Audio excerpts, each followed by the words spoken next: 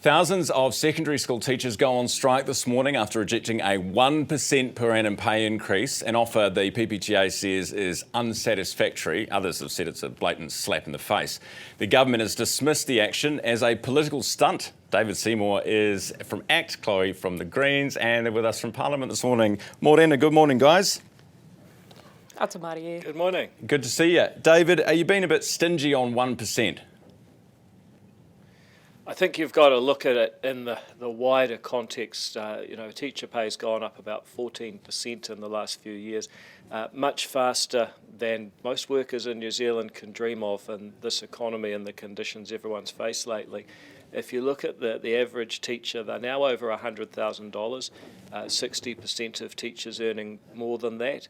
And I just think to go to a strike after a few days of negotiating, maybe a little bit trigger happy, and frankly at a time when students are starting to look at exams and so on, I would have thought that a bit more negotiating would have been responsible. But look, the union leadership have made those choices and put teachers, I suspect, in a difficult position. Yeah, does he have a point there, Chloe? Because they didn't even take it to the membership for a vote. They just went straight to a strike, right? Yeah, look, from what I understand, this is the lowest pay offer that teachers have received in a generation, and teachers will not be striking for no reason whatsoever. They are not doing this lightly. Teachers don't do what they do for the glory, and they definitely don't do it for the paycheck, but they have to live, and they are facing the same cost of living pressures that all of us are facing. But I think that this really comes to a bigger question that we have to ask ourselves as New Zealanders.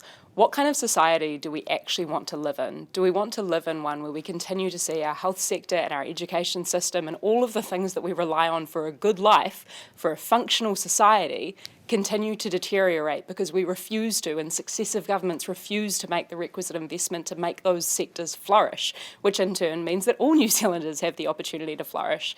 And genuinely, Ryan, I think that at the end of the day, we should be a country that values, celebrates, champions, and properly resources the people who build this country every single day. I agree. Those are our nurses, those are our teachers, Totally. those are our firefighters. Do you know what? And we can do that by fixing our tax system. You have no Can I complaints just from put me a couple here, of- but the issue is, I mean, you look at Fitch yesterday about we're in a deficit. We can't be doling the money out and spending the money like, we're at the casino when we're in a deficit and we're not even paying down our debt, the servicing costs of which are near on $10 billion.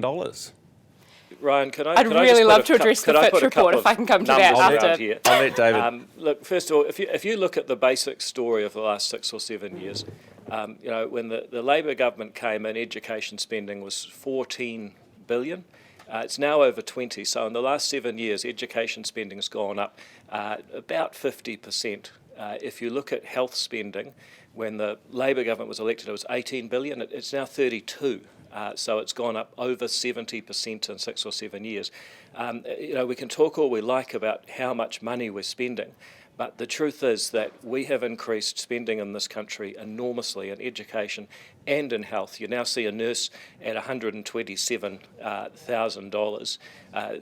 Really the challenge is how do we get more efficiency? Not just talk about will we tax more, we spend more. We've done that. The challenge is now how do we get the more results, efficiency? And that's why you look at education changes. It's about the curriculum that's been taught. It's about the way it's assessed. It's about the shape of the classrooms. There's other things you can do other than spend money to get. We'll get to the results in a second, but Chloe, quick reply from you. Yeah, well, just to the point around results, the results that this government is getting but are starting to slash and burn the things that all of us value is 191 New Zealanders leaving the country every single day. We're seeing massive challenges in the front line of our emergency department. You don't just need to look at the evidence and data to see that. You just need to have an experience of waiting for hours with a loved one and seeing that nurses and doctors are working overtime to provide that wraparound support. But to come back to the point that you made before around debt, Ryan, what actually that Fitch report demonstrated is that credits ratings agencies have far more sophisticated understandings of debt than our current government, let alone our own Treasury currently does, which is that we actually can use debt for productive means. That is to build our resilience, which means investing in our infrastructure, and ultimately that bolsters our financial stability. So the way that this government has decided to use debt to pay for tax cuts have generated 0 jobs and in fact all the worse financial stability. All right, I think that this is where we need to have a more nuanced and sophisticated conversation. Well, We I have agree, some but results let's to just talk bring about. facts back. If you Today- want to talk, for example, about the results that we're getting in healthcare, we've set targets for waiting times in ED. We've set targets for waiting times for GPs. And We've we'll set see where we get to with the targets. of surgery. Yeah. And all of those, they are improving. Let's talk results. We've got to get away from the rhetoric and put the facts in. Okay, let's talk results, because this is to the heart of actually what we're talking about. The report from yesterday, this is Year 8 students, just a quarter of them were able to write to the new standard. A quarter of our Year 8 students, and 60% of them were a year behind where they should be. This is, frightening to think about, because that's the future. This is where we're going, right? So, Chloe, you say put more money and put more money and put more money in, and as David says, Labor did that. Is this what we get? So what we know is, and also actually I just want to take a step back. Look, I am in the Green Party, and you can look on the record for the stances that we took in Finance and Expenditure Committee, for example, which I was a member of, particularly during COVID-19, where we saw a massive growth in wealth inequality, and I was heavily holding Grant Robertson's feet to the fire on that issue. So just to that point in particular, Why Ryan, didn't it work? we know that, unfortunately, poverty is the greatest determinant, or rather socioeconomic determinants are the greatest determinant of educational outcomes. So what we actually need to do is ensure that all of our kids have the basics met, so that they are not presenting in our classes with greater complexity, so that our teachers are able to actually teach. So yes, this is going to require us fixing the social safety net, ensuring that everybody in this country, regardless of their background, has a decent income, has enough food to eat, has a good house to live in. These are the basics and the promise of this country that we can choose to create and ensure for everybody if we work together, because we're not 5 million random people all competing against each other. We are New Zealanders, and we get to choose to fix these fundamentals, which does mean fixing our tax system and everybody paying their fair share. Hey, David, on Trikafta, this is for the funding for, we had the association on yesterday, and there was a family in the hut, and there are many families, I know of some myself, who've got children with cystic fibrosis between the ages of 2 and 6 who don't have access to this medication, and we know how life-changing it is. And I know this is something that you're passionate about. Do you think we will see Pharmac move on that? Well, first of all, I mean, I too have had personal friends with CF. It's a terrible illness, and Trikafta is as close as you get to a miracle drug. It really is a major change.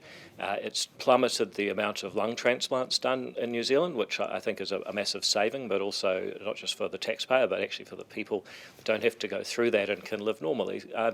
When Trikafta was funded back in 2023, there wasn't safety consent in New Zealand for under 6-year-olds to have it.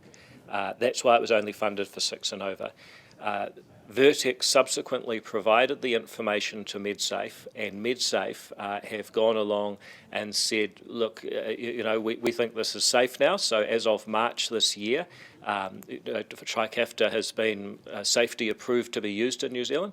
Subsequently, they have taken an application to Pharmac. Pharmac have gone through an initial assessment and said, yes, we think this should be funded as a priority, but they have a further meeting next month where their experts will get together and make a choice. Do we fund this? But they've also got other demands at any given time. There are lots of things and lots of people that may not be in the news that they have to weigh up.